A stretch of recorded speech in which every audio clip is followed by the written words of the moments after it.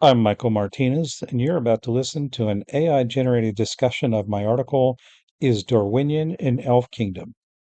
As I've mentioned in previous podcast episodes, the AI hosts don't always pronounce the Elvish names correctly. They still say Celeborn instead of Celeborn, and they say Edain instead of Edain. I can't catch every mispronunciation. I've tried to teach the AI how to pronounce the names correctly, but it just makes a lot of mistakes. You may notice that they mention a couple of things that are not in my article, and that again suggests that the large language model was trained on some Tolkien materials, probably the books, as well as various online essays and things. So, without further ado, here's the discussion.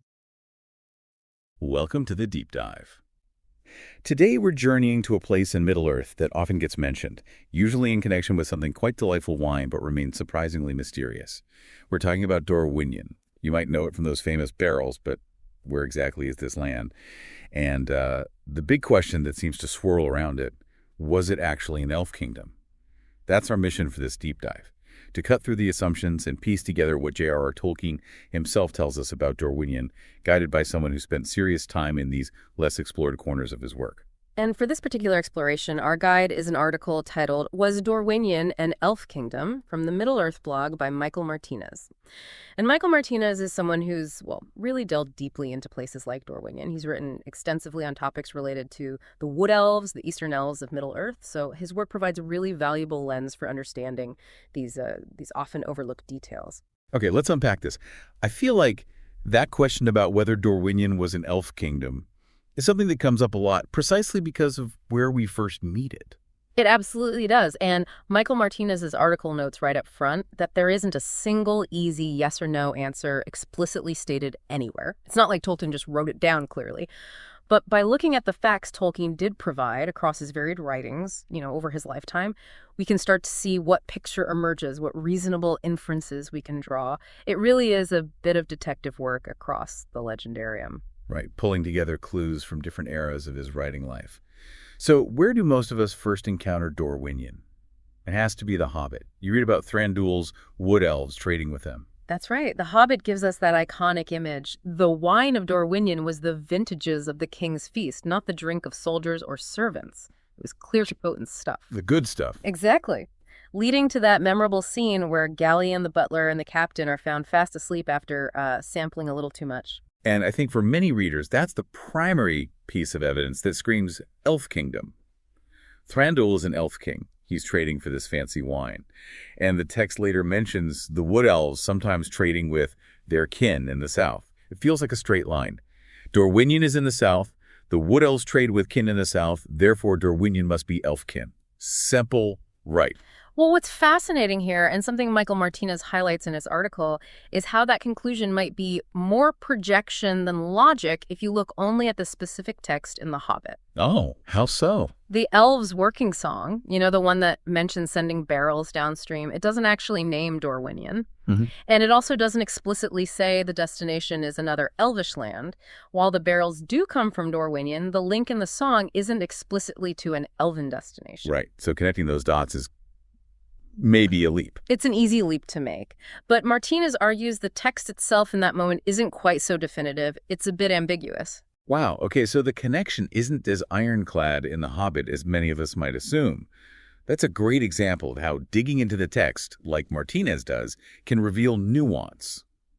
So if The Hobbit isn't the clearest answer, where else does Dorwinion show up? Does it appear earlier? To find out more, we actually have to go back much earlier in Tolkien's creative life. The name Dorwinion appears long before The Hobbit, in texts from the 1920s. The 1920s, really? Yeah, specifically in the Lay of the Children of Hurin, which was written around 1920-25, so way back. That's incredible. So the name and the place were, in his mind, decades before The Hobbit was published. And is the wine there, too? Please tell me the wine was there. Absolutely. Even in this early poetic work, the wine of Dorwinion is present. The Lay speaks of the wine from the burning south, that gnome folk. Which meant dwarves back then, right? In his early writing. Exactly. Gnome folk were dwarves in that phase lead north by long ways. So right from its first appearance, Dorwinion is tied to wine. And it's connected by a trade route involving dwarves, reaching far to the north. That definitely predates the Wood Elves trade route mentioned in The Hobbit by a long shot. It reinforces that the wine production and long-distance trade are fundamental aspects of the place from the very beginning of its conception in Tolkien's mind. It wasn't just a throwaway detail in The Hobbit. This makes me wonder about the name itself, Dorwinion. The common understanding, as we mentioned, is land of wines, based on the Sindarin word for land, dor, and the Welsh word for wine, gwyn. That seems straightforward enough. And that connection was likely Tolkien's initial inspiration, as Michael Martinez explains, drawing on John Rateliff's analysis in the history of The Hobbit. It makes intuitive sense. However, Martinez notes that Tolkien himself translated the Sindarin name Dorwinion quite differently in later linguistic notes. He translated it as young land country. Young land country. That's completely different. So it's not land of wines at all, officially, or what's going on there? Well, it's complex, as often happens with Tolkien's evolving ideas. Tolkien had a note above that young land translation saying, or land of Gwinion. And if you look at his gnomish lexicon from the same early period as the Lay of Hurin, you find words like Gwynwen meaning freshness and Gwinion meaning young. Oh, okay. So the name Dorwinion might literally be tied to concepts of youth or freshness, perhaps land of the young, Gwinion, not Gwyn. That's fascinating. It's like the literal meaning of the name is young land, but it became famous for its wine, so people just assumed the name meant wine land, like a folk etymology almost. Exactly. Or perhaps the association with wine came later or coexisted. And Martinez's article, citing Rateliff again, mentions a potential connection Tolkien might have made, associating the land of youth meaning with the Irish terminology in his unfinished story, The Lost Road. So the name itself has these layers, these potential origins that go beyond just wine. So many layers. Okay, but wait, didn't you say something about another Dorwinion? Ah, yes. Now, just to add another twist, Michael Martinez points out that the name Dorwinion also appears distinctly in the 1937 Quenta Silmarillion, referring to a region on Tol Eressëa. Tol Eressëa, the lonely isle way out west. The very same, an elvish island in the far west. So yes, Martinez acknowledges it's possible Tolkien used the name twice, or perhaps the connections shifted over time. It happens. Tolkien really did keep himself busy rearranging his own furniture, didn't he? So focusing back on the Middle-earth location, the one trading wine, how did it get pinned down geographically more precisely? Where is it? Michael Martinez's article brings in a later linguistic note from Tolkien that places Dorwinion geographically far south down the rhovanion. You know, the river, the barrels floated down. Okay, south down the river running. That makes sense with The Hobbit. Right. And Tolkien also used this note to suggest why the name might be Sindarin, showing the spread of that language eastwards. He suggested that maybe vine cultivation wasn't something originally known to all elves, specifically the Nandor or Vari groups who hadn't journeyed all the way west. The Sylvan Elves, basically. Essentially, yes, or their ancestors. The idea is that the Sindar, the Grey Elves, who did live in Beleriand and had more contact with, well, higher cultures, might have brought vine-growing knowledge eastward, hence the Sindarin name in that region. That makes sense. Different groups of elves had different cultures and histories. And I love that Michael Martinez points out that this geographical pinning is a classic example of Tolkien backfitting. Exactly. Essentially going back later and creating explanations or connections for details that were originally more vague or intuitive. Precisely. When The Hobbit was written, as Martinez notes, the geography of Middle-earth wasn't fully fleshed out. Tolkien only knew the river running went to Dorwinion in the south. He figured out the specifics later. Right. But the key takeaway here, as highlighted in the article Martinez wrote, is that despite the name's layered meaning and the evolving geography, Tolkien did eventually settle firmly on Dorwinion being a major land of wine production in Middle-earth. That part seems consistent. Okay, so wineland, yes. Sindarin name, possibly explained by language spread. Location, south down the river running. What about the neighbors? Who else lived around there? Now, if we connect this to the bigger picture of the region where Dorwinion is likely located, which is generally placed east and south of Mirkwood near the Sea of Rhûn, it's really important to look at who else lived in that area. It wasn't exclusively Elvish throughout history, not by a long shot. Michael Martinez's article draws on other essays by Tolkien like Of Dwarves and Men and The Problem of Ross. These tell us that relatives of the Edain, that is, men... The ancestors of the Númenóreans. Well, related groups, yes. Specifically, groups like the Hadorians and Beorians also lived in the lands between the Iron Hills and the Sea of Rhûn, near the Great Forest, which later became Mirkwood. There were distinct populations of men in this broader region, including some specifically noted near the Sea of Rhûn itself. So even in the Third Age, during the time of the Hobbit and the Lord of the Rings, you've got men living as neighbors to wherever Dorwinion is. That definitely complicates the idea of it being an exclusively elf kingdom. Absolutely.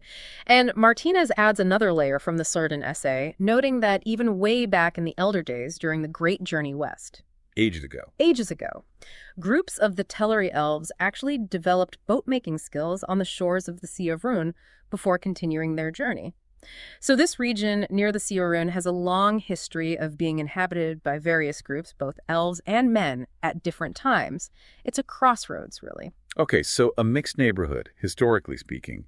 How does that fit with the elf kingdom theory? Well, this historical context about the broader region is crucial when we consider who might have been in Dorwinion itself, particularly during the Third Age. As Michael Martinez discusses, using insights from post-Lord of the Rings writings, we know that after the destruction in Beleriand at the end of the First Age, Sindarin princes, Like Thranduil's dad. exactly, like Orifer, who was Thranduil's father, fled east from Lindon. They went over the mountains and established realms among the Sylvan Elves in the vast eastern forests, like Greenwood the Great. Right, the Sindar were the gray elves from Beleriand, often seen as more high or noble, and the Sylvan Elves were the native, local elvish population who lived in these woods.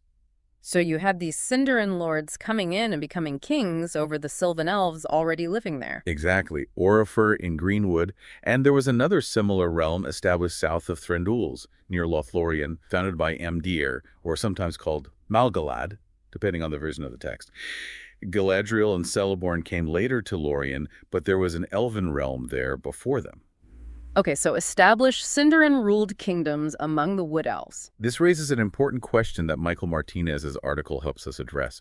Could Dorwinion have been another one of these Sindarin-led Sylvan elven realms, maybe one established even earlier or further south? Ah, I see where this is going.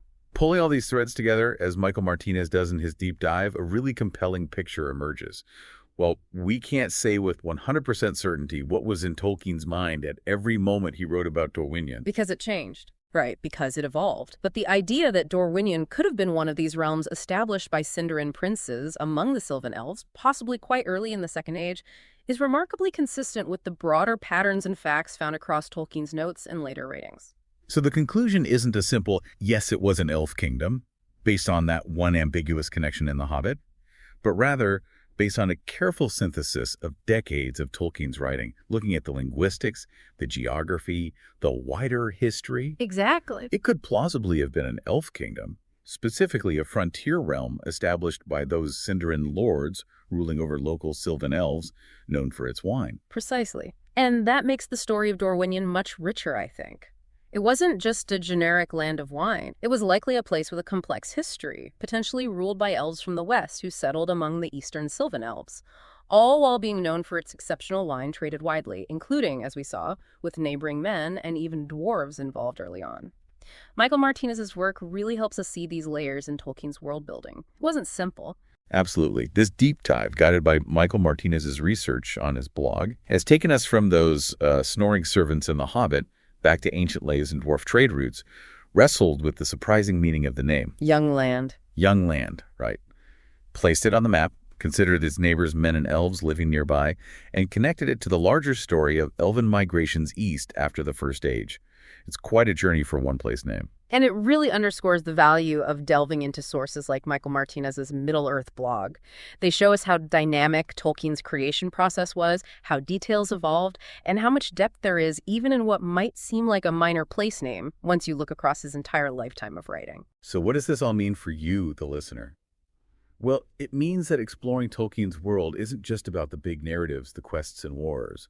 It's also about discovering how interconnected everything is, how later ideas can illuminate earlier texts, sometimes in surprising ways, and how much fascinating detail is waiting in the essays, notes, and scholarly analysis like that found on Michael Martinez's blog. You get a real sense of the living, breathing world he built. And perhaps a final thought to carry with you. How many other familiar places, characters, or concepts in Middle-earth might have similarly layered, evolving, or even slightly surprising histories hiding beneath the surface? Think about Tom Bombadil, or the geography of Mordor. Exploring those details, maybe even checking out analyses like Martinez's, can deepen your appreciation for Tolkien's incredible creation far beyond just rereading the main stories. There's always more to discover. Thanks for joining us for this deep dive into the mysterious, fascinating land of Dorwinion.